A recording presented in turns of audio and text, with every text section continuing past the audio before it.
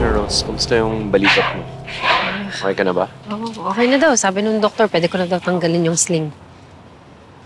Mga pala, Alex. Ako na muna yung magtatanong kay Dwight, ha? Nasasensyahan na lang kita kapag pwede mo na siyang kausapin. Rose, salamat ah. Siyempre naman. Para kay Ineng. Para kay Ineng.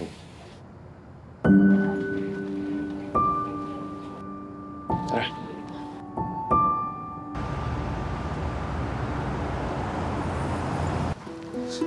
Alex.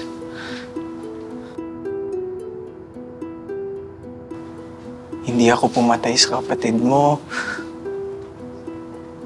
Intern lang ako nung nangyari yun.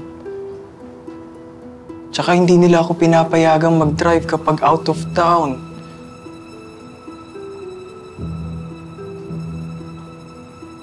Meron ka bang record kung sino nag-drive nung araw na yun?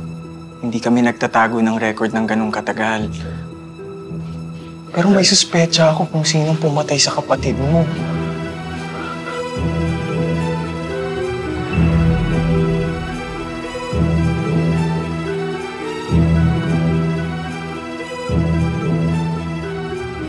Si Ma'am Natalie yun, pre.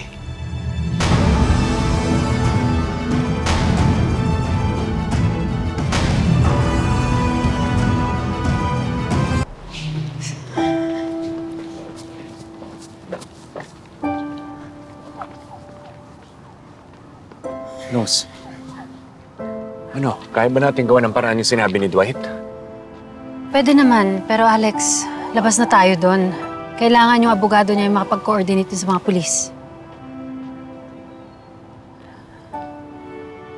Hindi naloko na.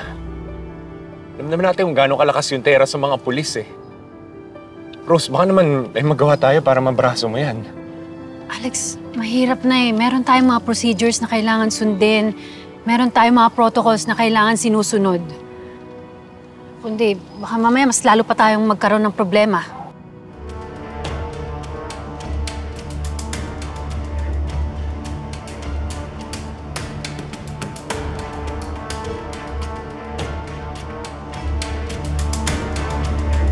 Tatakbong oras. Baka mawalang ebidensya ko sa'yo makikinig, Rose. Sorry. Pero kailangan kong maghanap ng ibang paraan. Hustisya para sa kapatid kong pinag-uusapan dito.